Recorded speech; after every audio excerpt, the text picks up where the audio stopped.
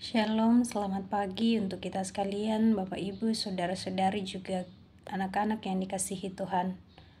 Sebelum kita melaksanakan segala tugas dan tanggung jawab kita hari ini, kita akan membaca dan merenungkan firman Tuhan. Sebelum membaca, mari kita minta kekuatan kepada Tuhan melalui doa. Kita berdoa. Syukur kepadamu ya Tuhan, Bapa Sang Pemilik kehidupan kami, atas cinta kasih Tuhan yang terus Tuhan nyatakan di dalam kehidupan kami. Pagi ini kami boleh bangun menikmati hari baru karunia Tuhan. Dengan iman kami percaya bahwa kami ada saat ini semua karena anugerah Tuhan. Mengawali seluruh aktivitas kami hari ini ya Tuhan, kami akan membaca dan merenungkan firman-Mu. Sekiranya Roh Kudus-Mu menolong kami semua, sehingga kami boleh membaca, merenungkan, bahkan memahami apa maksud daripada firman-Mu ini. Bersabdalah ya Tuhan, kami siap mendengarkan firman-Mu. Di dalam nama anak-Mu Yesus Kristus, Tuhan dan Juru Selamat kami yang hidup, kami bawa doa ini. Amin.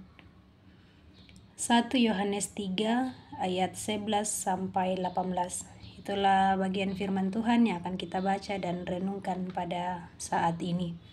1 Yohanes 3 ayat 11 sampai 18. Kasih terhadap saudara sebagai tanda hidup baru. Firman Tuhan. Sebab inilah berita yang telah kamu dengar sejak semula, yaitu bahwa kita harus saling mengasihi. Bukan seperti Kain yang berasal dari si jahat dan membunuh saudaranya. Mengapa ia membunuhnya? Sebab segala perbuatannya jahat dan perbuatan saudaranya benar. Janganlah heran, saudara-saudara, apabila dunia membenci kamu. Kita tahu bahwa kita sudah berpindah dari dalam maut ke dalam hidup, yaitu karena kita mengasihi saudara kita. Siapa yang tidak mengasihi, ia tinggal di dalam maut.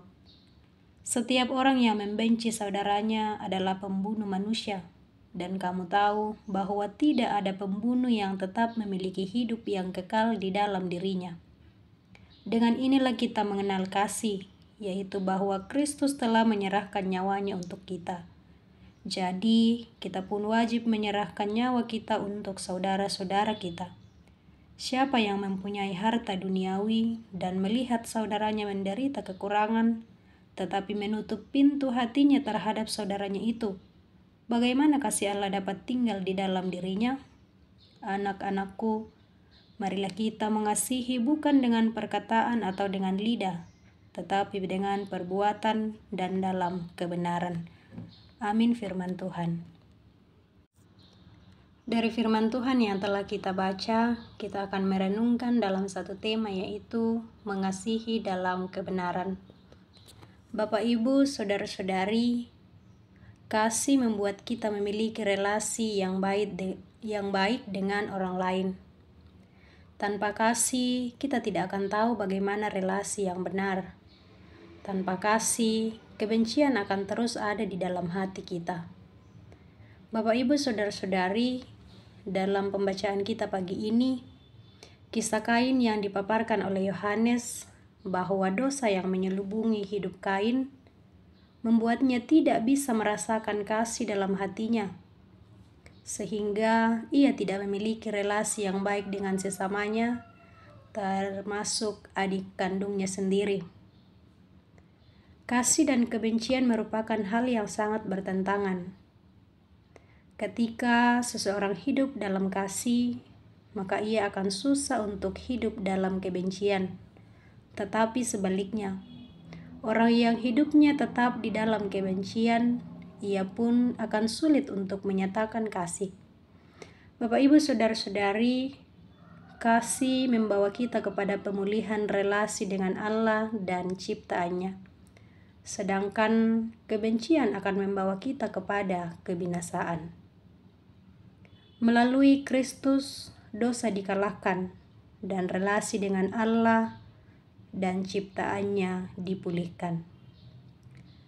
Kehadiran Kristus melepaskan selubung dosa yang membuat manusia sulit untuk melihat kemuliaan Allah dan hidup dalam kasih.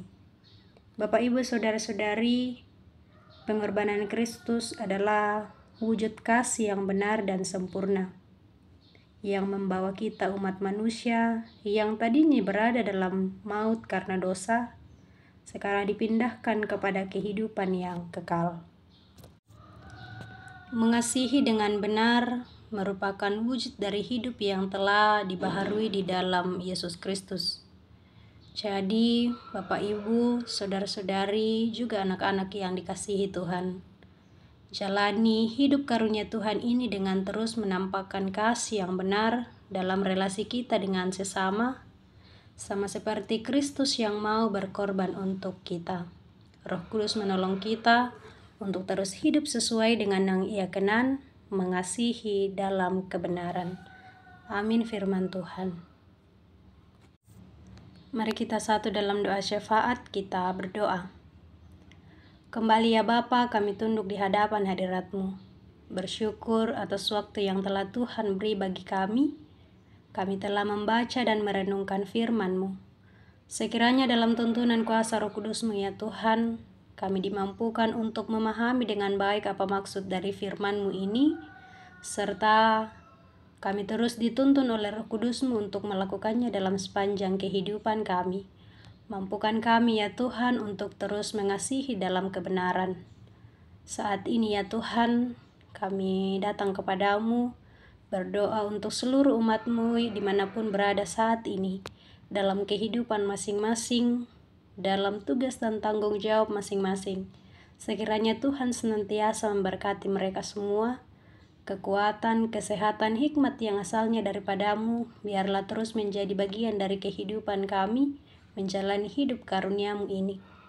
Berdoa ya Tuhan, untuk segenap kekasih-kekasih kami yang saat ini dalam kelemahan tubuh. Kiranya Tuhan terus memberkati setiap upaya untuk memperoleh kesembuhan. Sekiranya lewat semuanya itu ya Tuhan, saudara-saudara kami boleh memperoleh kesembuhan yang asalnya daripada Tuhan. Juga berdoa ya Tuhan untuk orang tua kami yang sudah lanjut usia. Sekiranya sukacita yang asalnya daripada-Mu terus dinyatakan di dalam kehidupan mereka, sehingga boleh menjalani masa tua ini dengan terus bersukacita yang asalnya daripada Tuhan saja. Juga berdoa Tuhan untuk kekasih-kekasih kami yang saat ini sedang berduka cita.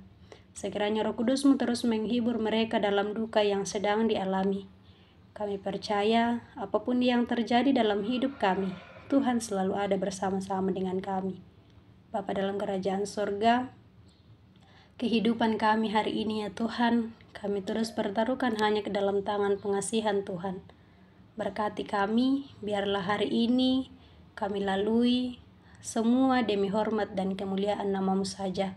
Berdoa untuk pemerintah kami ya Tuhan, mulai dari pusat sampai ke pelosok, biarlah hikmat Tuhan terus menuntun mereka sehingga boleh menjalankan tugas dan tanggung jawabnya dengan terus mengandalkan Tuhan. Ampuni segala salah dan dosa kami Tuhan, terima kami yang datang melalui anak-Mu Yesus Kristus Tuhan dan Juru Selamat kami yang hidup. Amin. Demikian renungan kita pada pagi hari ini.